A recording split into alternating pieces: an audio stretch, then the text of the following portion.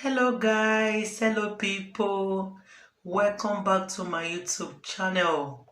My lovely and amazing people, this is a Nigerian matter. So our leaders, they hear our cry. So our so-called leaders, they hear wetin people they complain about Nigeria, about kidnapping, armed robber. Every day people they turn RIP, so that they hear. Now they no fit repair our country. Now they no fit find solution to the problem. At least this complaint wey people dey complain about Nigeria every day. The way kidnapping just dey go na be the latest business. They carry people they sell like say tomorrow not day. So our leaders they see am. My people, I want make una take una ear, listen to this thing wey she dey talk. Make una watch this video by una self. Before you go, if not the first time you come across my video be this, and you never subscribe, I beg, follow me, hit that button when it says subscribe. And if you don't hit that button when it says subscribe already, I say thank you, God will bless you for me. Make una not also forget to press the like button and the notification button so that anytime when I put any program, you're among the first people you can see. My people, if you now watch this video finish, listen to this woman, what did she talk? You can't see, say you get opinion, you get what you want to contribute for this matter. Make you not forget to leave una comment for the comment section. I like to receive una comment what you think about my video. Thank you, my people. Make you not forget to share this video. Things they happen for Nigeria, especially this video why I want to see so. I beg make una share them. Make our people know, say our leaders, they know what did happen for our country. Me, personally, will be at that Universe TV. I go see you again for my next video. Thank you, guys. God bless. Share my video. I beg you. Thank you. Bye. Now, every morning you wake up, they keep 10 in Daudu, 50 in Gwe West, 10 in Guma, 2 here, 1 in Agasha, 2 on the road, 3 here, 3 in a vehicle. It is a daily occurrence now, daily. And what they are doing commonly now is that they are not even shooting, they are slaughtering like rams. That is what is happening now. 3 days back, they went to bury a young man that they slaughtered. Broad daylight, they came shooting to stop them from burying that young man. I want to say that this should be the concern of every one of us. It is not a religious issue. Some of them are hiding under religion. It is not a religious issue. I know, because I have related to Muslims for a long time. No Muslim fights or kills during Ramadan. The killing even took place more at that time than now. So they should not tell us it's Muslim. It is a hidden agenda. And this hidden agenda is being sponsored from the presidency. It is coming from the presidency. If all Nigerians are saying ranching and presidency continues to say grazing reserve, then presidency has a hidden agenda. We want to hear our president's voice. Our president should talk to us. We did not vote for Garba Shehu. We did not vote for Segun Adesina. We want to hear our president speak to us. Presidency promised some amount of money to resettle our IDPs. It's how many years today? No kobo has been sent down here. But a lot has been sent elsewhere where they have IDPs. We also want to urge our sons and daughters who are still sitting on the fence to wake up and speak against the evil being perpetrated in our land. This matter is not only about Governor Samuel Otom. Benue sons, home and abroad, who think that they are not affected by the crisis, must know that we are all casualties, whether we are at home or not. They should raise their voices to condemn the injustice being visited on us. This is no time for politicking. What is happening here now is beyond politics. When the Fulanis come to kill, they don't ask you which political party you belong to. They should send their relief materials to those IDP camps and also solicit support on international donor organizations to come to the aid of our people. Everything is left into the hands of Benue State government, and we're having a problem. The governor is not a loner. We're asking our sons abroad and elsewhere, who are in Abuja, who are everywhere, that they should take interest in what is happening in Benue State. They have their families back home, they have villages. If you think it's not happening in your village, the whole thing is drawing nearer to every village now. So they should sit up, whether you're a businessman or you're whatever, and some of them are protecting their offices. They are protecting their personal interests. But if you protect your interests and all your people back home are killed, where will you call your home? You are having children there. Tomorrow, your children will want to know where they come from. And that place will not be in existence anymore. Finally, we wish to call on Nigerians who love justice, peace, and equity to rise and condemn what is happening to the innocent people of Benue State. The killer herdsmen are still here with us. They have resorted to guerrilla warfare. They now attack our people in their sleep and leave their familiar trademark of death.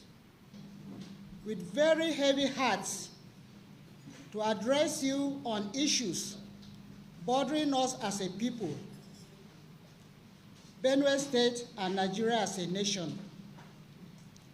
As mothers of this state and the nation, we owe our children the duty to voice our feelings when we see the things going wrong, and those who should speak have chosen the path of silence. We owe this country the duty to call its leaders to order and counsel them when it has become apparent that the leaders we elected are not doing what is right. We have no other country than Nigeria.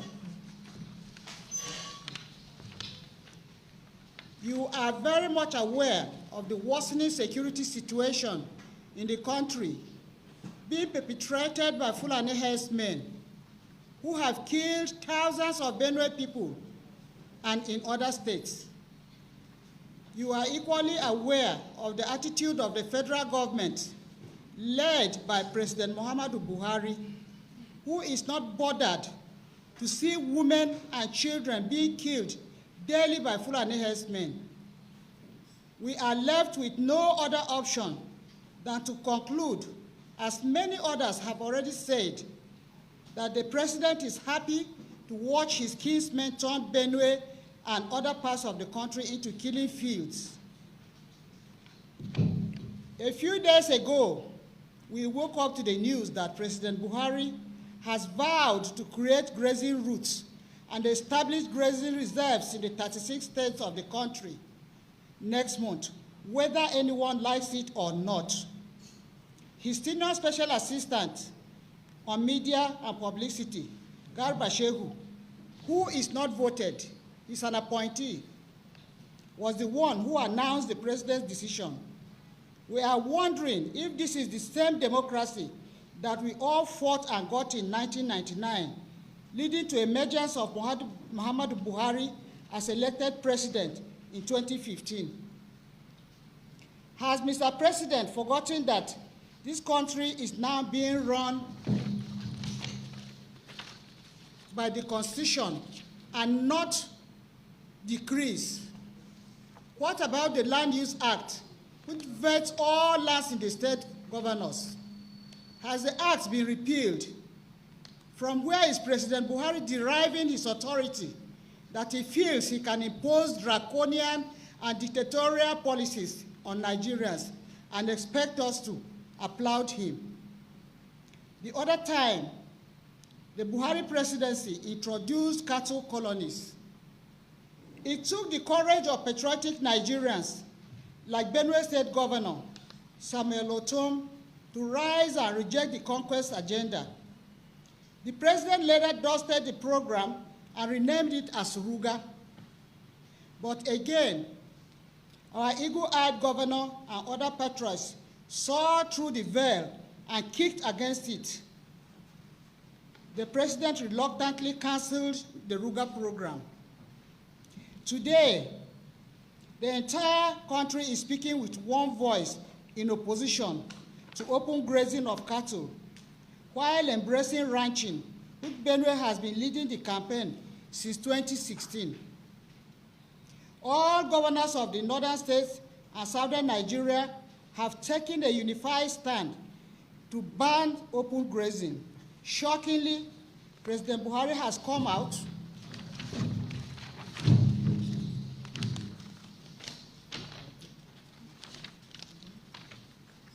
to mock the governors and is threatening to impose grazing reserves on the people of this country. The words of the media advisor, Femi Adesina, last year, that people should choose between holding onto their lands and death are still fresh in our minds, that we should give out our land or we die. Adesina, mind you, is not a voted person, he's an appointee. This is unacceptable. Nigeria is not practicing nepotism. Ours is a country structured on the principles of federalism and democracy. We did not vote a tyrant as president. We believed that we voted a man with the right experience and discipline who would be for all of us and defend us, not just his ethnic group. What crime did we commit by going out in large numbers under the sun to vote for President Buhari? And he has now chosen to reward our love with hatred and our ballots with bullets. From all indications, President Buhari is for somebody and not for everybody. Contrary to his words on May 29, 2015, when he took oath of office. We want Mr. President to remember that our children and grandchildren also deserve a decent future, a future they will no longer be afraid to go to bed with the thought of being slaughtered by rampaging herders. The humanity and conscience in President Buhari should make him to think about the thousands of children whose parents were killed by herdsmen and are now in internally displaced persons camps for 4 years as orphans. Don't such children deserve to live in a country they call their own? What about the hundreds of widows whose husbands were slaughtered by herders and thrown to the birds to feed? Don't they deserve to return to their lonely homes to start life in a dehumanizing way? At the last count, Benue had over 1 million displaced people. We concerned Benue mothers say no to grazing reserves and similar policies that seek to enslave our people and hand over lands to killer Fulani herdsmen.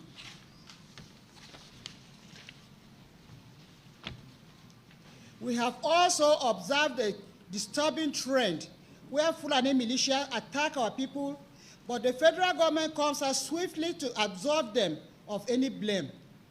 A recent example was when Governor Oton was attacked on his farm by those who saw that he is standing in their way to conquering Benue and other parts of Nigeria. The terror group known as Fulani Nationality Movement, FUNAM, came out to claim responsibility of the attempt on the governor's life. Yet, the Nigerian police force exonerated the group. The police high command deployed an investigation team to Benue, which confirmed the identities of the culprits as Fulani herdsmen. The police made arrests, took the suspects to Abuja, only for the Inspector General to go to Aso Villa a few days after and declared that those who wanted to kill Governor Otom were not Fulani people. What a shame. This is condemnable. Is the Nigerian police now a Fulani police force and no longer for the protection of all Nigerians?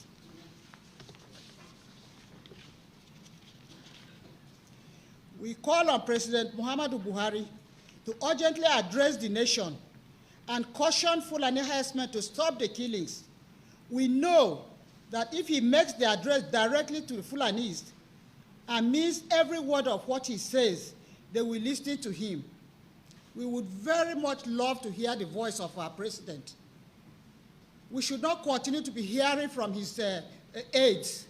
They are not our president. In other countries, the president would have been talking to us on a regular basis, assuring us of our safety.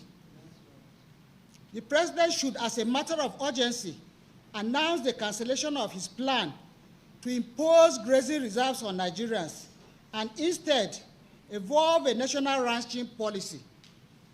A policy even the northerners, even the leader of Marryied Allah, accepted. Ganduje of Kano State has already started ranching. Maybe presidency is the one pushing for grazing and not Nigerians, and not even the northern leaders. The federal government should also throw its weight behind southern governors as a declaration against open grazing. President Buhari should motivate security agencies and direct them to be professional and neutral in the discharge of their duties.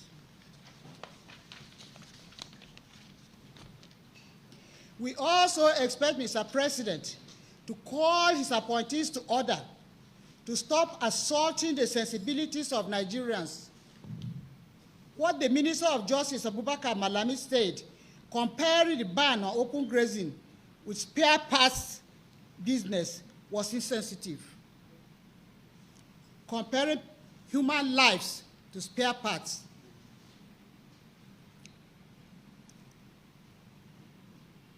The other side of the president, called Garba Shehu, denigrates anyone who holds an opinion contrary to that of presidency.